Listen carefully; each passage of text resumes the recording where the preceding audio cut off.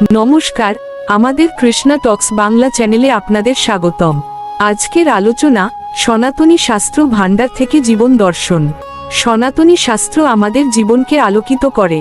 বেদ, পুরাণ, মহাভারত, রামায়ণ আমাদের নৈতিক, আধ্যাত্মিক ও দৈনন্দিন জীবনের দিক নির্দেশনা দেয়। আজ আমরা এই শাস্ত্রগুলোর মূল শিক্ষা হৃদয়গ্রাহী উদাহরণ ও গল্পের মাধ্যমে দেখব। বেদের শিক্ষা। বেদ আমাদের শেখায় যে আত্মা অমর। আমাদের প্রতিটি কাজের ফল আসে, কিন্তু প্রকৃত আনন্দ আসে কর্তব্য ও ন্যায় পালনে। উদাহরণ, একজন কৃষক তার জমিতে পরিশ্রম করে। সে ফলের চিন্তা করে না, কিন্তু নিজের পরিশ্রমে আনন্দ খুঁজে পায়। আমাদের জীবনেও, স্কুলের কাজ হোক বা পরিবারের দায়িত্ব, সততা ও কর্তব্য পালন করলে প্রকৃত আনন্দ পাওয়া যায়। বেদ আমাদের এই শক্তি ও স্থায়িত্ব শেখায়, যা প্রতিটি দৈনন্দিন কাজকে অর্থপূর্ণ করে তোলে। পুরাণের উদাহরণ, শ্রীমদ্ভাগবত পুরাণ আমাদের শেখায় ভক্তি ও সততার শক্তি। ন্যারেটিভ শ্লোক, ৬ষ্ঠ অধ্যায়, ৩০ নম্বর। যে ব্যক্তি সব জায়গায় ভগবান শ্রীকৃষ্ণকে মনে রাখে, নিজের কাজের মধ্যে ও অন্তরে সব সময় তাকে অনুভব করার চেষ্টা করে, সেই ভক্ত কখনো হারায় না। আর ভগবান শ্রীকৃষ্ণও তাকে কখনো ত্যাগ করেন না।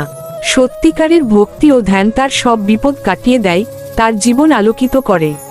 উদাহরণ, প্রহ্লাদ ছোট বয়সেও তার ভক্তি ও সততার কারণে সব বিপদ অতিক্রম করেছিল। শিক্ষা। ভক্তি শুধু ধর্মীয় কাজ নয়, এটি অন্তরের শক্তি, আমাদের নৈতিক ও মানসিক শক্তি দেয়, যা জীবনের প্রতিটি পরিস্থিতিতে সাহায্য করে। মহাভারতের শিক্ষা।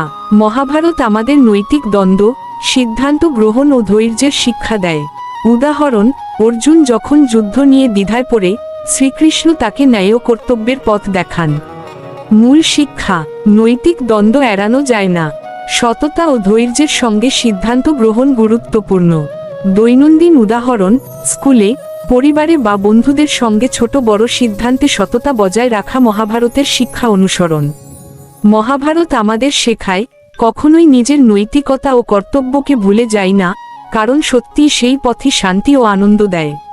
রামায়ণের শিক্ষা। রামায়ণ আমাদের ধৈর্য, সততা ও ভক্তি শেখায়। উদাহরণ, রামায়ণ অনুসারে, রাম বনবাসে গিয়ে নিজের কর্তব্য ও নৈতিকতার সঙ্গে থাকেন।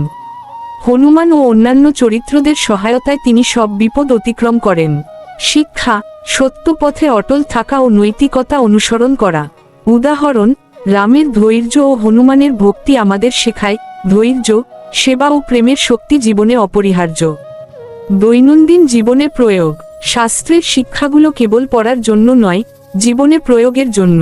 উপরে উল্লেখিত আলোচনাগুলো থেকে আমরা বুঝতে পারলাম, সততা ও প্রেম প্রতিটি কাজে প্রকাশ করা। শ্লোক ও গল্পগুলো মনে রেখে নৈতিক দিক মাথায় রাখা। পরিবারে আন্তরিকতা, স্কুলে সততা ও সহযোগিতা, বন্ধুদের সঙ্গে প্রীতি ও ভক্তি বজায় রাখা। শ্রীমতী রাধারানী শ্রীকৃষ্ণের প্রেম ও ভক্তি, অন্তরে সততা, প্রেম ও ভক্তি জাগানো। সবশেষে, সনাতনী শাস্ত্র আমাদের হৃদয় আলোকিত করে। ধৈর্য, প্রেম, ভক্তি ও ন্যায়ের পথে চললে জীবন সুন্দর হয়। দৈনন্দিন জীবনে সততা, প্রেম ও কর্তব্যের মিশ্রণ আমাদের আত্মার আনন্দ বৃদ্ধি করে। ভিডিওটি ভালো লাগলে একটা লাইক, কমেন্টস এবং সাবস্ক্রাইব করে দিবেন। আর হ্যাঁ, এই আলোচনায় যদি কোনো কারো প্রশ্ন থাকে, তবে তা নির্দ্বিধায় জানাতে পারেন। আমি তা শাস্ত্রসম্মতভাবে উত্তর দেওয়ার চেষ্টা করব। সবাই ভালো থাকবেন। হরে কৃষ্ণ।